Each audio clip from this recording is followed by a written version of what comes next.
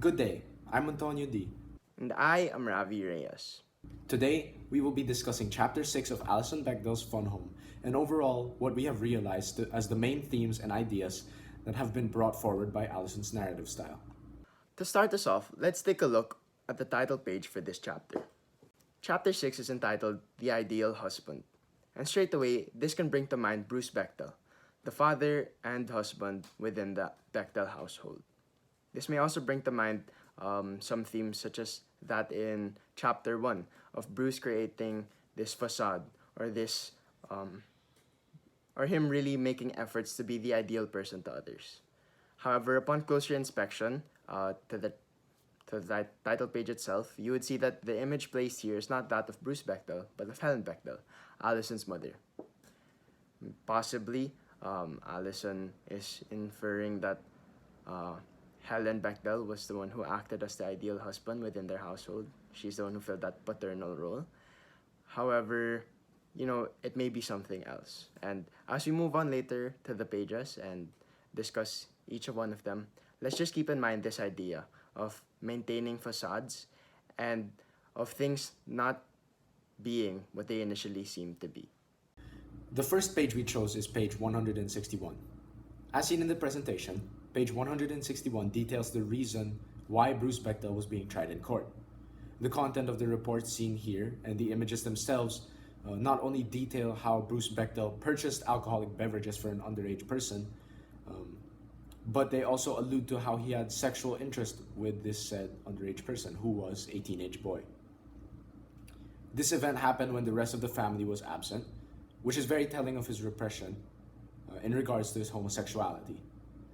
Given the chance to be away from his family and be alone, what he decides to do with his time is to fulfill this need to express this homosexuality that he keeps repressed and hidden away from other people within society.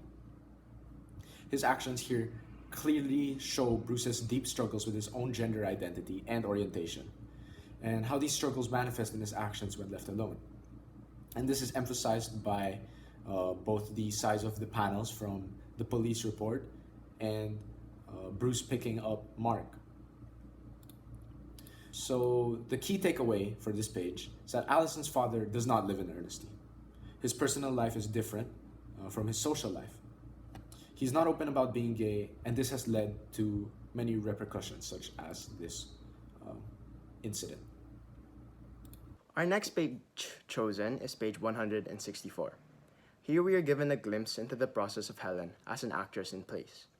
In the days prior to her show, she is seen preparing her outfit, rehearsing her roles, making many preparations, and all the while doing her chores at home. And this really adds on to her stress. You can see how affected she is by worrying about all of these things, and that's really seen in her speech along this page. Very emboldened are the words "I don't know," and it gives a very distressed tone to the readers. At the end, this leaves her very tired, sickly, and as mentioned, holding things together. And this is all the more brought out by the image of her in the first Polaroid, where she's in house clothes and she seems very sickly. In contrast to this, however, on the same page is the picture of her assuming her role. And her role is that of a dominatrix. And because of that, she seems very calm, in control, and very composed. And to tie it all up together, this really brings the reader to this idea of dishonesty or disconnect between one's external image and their personal life, as seen in Helen, as being an actor, how she is in her personal life, barely holding it together, is in such stark contrast to her role of having things all together. Moving forward, our next page is page 166. Here, the panels play in parallel as Allison talks about many things while a rehearsal of her mom's play is being done. Along the page, Allison makes references to Oscar Wilde and his work. As she's so commonly done within this book, she alludes the story of her dad to that of Oscar Wilde, someone who is also gay. Oscar Wilde himself was also tried and sentenced for being gay, and Allison seemed to see this in her own life as well as in her father.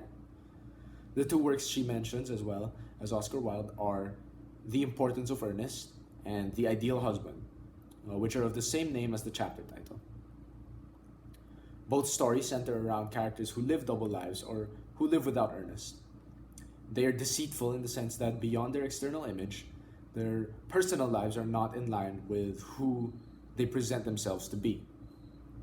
In summary, this idea of deceit and hiding of one's true self, as seen in Oscar Wilde's story and even his works, is connected to Allison's life. The key takeaway from this page would be that Allison mentions two plays and discusses Oscar Wilde's life. Both plays bring to mind the idea of double lives in or a large sense of disconnect between a person's social life and who they truly are. These both reflect Oscar Wilde's own life as he hid his homosexuality. Our fourth page is page 169. This page details Allison and her diary entries. As stated on this page, Allison's diary entries continue to grow more and more unreliable as she wrote more with her emotions and subjective observations.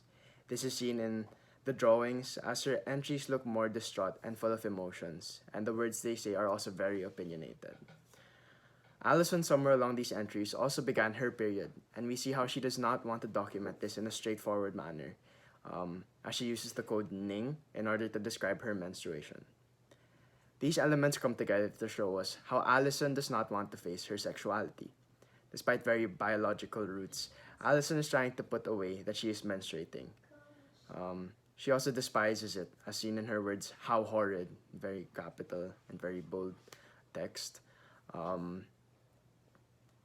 yeah, in the end, Allison does not live in earnest to her truth, and also shows the readers that during this moment in her life, the way she narrates and observes things around her is very subjective. Overall, she does not want to show or is not trying to face the fact that she is menstruating and even lies to herself in a sense. So, our last choice is page 179. This page details the supposed storm that damages the Bechdel home. It is stated in the page that this storm had supposedly only damaged their home specifically and not much else. Realistically, this doesn't seem likely. However, the storm damaging the Bechdel home should be seen as something symbolic more than anything. In this case, the storm that passes by topples the tree in the backyard, although the house isn't damaged at all. This is indicative of how the Bechdel family had a narrow escape from their situations. Problems for individuals in the Bechdel family that are due to their own repressive nature. The storm is symbolic of the effects of this repression on the family of Alison Bechdel. It has damaged things around them, but they are able to narrowly escape and continue on with their lives. Looking at the situations these people are put in and how they have dealt with that, they all follow a similar pattern. Bruce and his family never needed to end up moving to Boston, and instead Bruce stayed repressed and continued his affairs even after the whole trial was over. Helen's thesis was destroyed, and she had to retype the entire thing, although she went on with her escapist and repressive tendencies. And on the other hand, Allison rejects how much she enjoyed wearing men's clothing and represses her own femininity, as seen in the use of Ning, exposing her inner conflicts and her tendency to live in this make-believe scenario. All of these events and their effects can be seen in this page through the symbol of the storm or tornado. Despite all the things that they go through, essentially no growth occurs, and all of their repressive natures never come to light as they continue to live the same way that they always have. The importance is enhanced once again by the size of the panel, wherein it shows the destruction of the Bechdel home, where the tree has fallen down but the Bechdel home narrowly escapes from it. The key takeaway here is that the tornado acts as a symbolism for the destruction caused upon the Bechdel household and their narrow escapes following being dishonest and repressive. In summary, through Chapter 6 of Fun Home, Alison Bechdel illustrates how a repression of oneself and rejection of reality creates a rift in the Bechdel household. This can be seen through her use of allusions to Oscar Wilde and his work, the imagery in her pages, and the symbolism she uses, such as the tornado that hits her home. This chapter actually has a lot of content that we didn't cover because of our efforts to streamline our discussion. Throughout the chapter, Allison mentions other things, such as the Nixon Watergate scandal, the Grigglewicks family, and yeah, it just seems to go all over the place. And all in all, these things direct the reader to the idea of dishonesty and, as mentioned, things not being as they seem. However, the reason me and Antonio decided to choose these pages and to highlight them alone is because we wanted to focus on the center of this narrative of Alison Bechdel's story along with her household. With how sporadic this chapter seemed, given all of these different topics coming up, it really solidified the idea of Allison going through so much within this time period. As mentioned in how she documented this in her diary, Allison was very subjective, and this could have been a product of all the different stressors she was experiencing in this moment of time. Nonetheless, we see how in the three characters highlighted in this chapter, Bruce, Helen, and Allison, a life full of dishonesty created many problems for their household. In the end, Allison felt as if a tornado had struck her house alone, which did not do so much damage physically, but still, quote, left a void so absolute you couldn't have possibly imagined it beforehand, end quote. Her perception of her household was greatly affected and was somewhat destroyed by all of the deceit.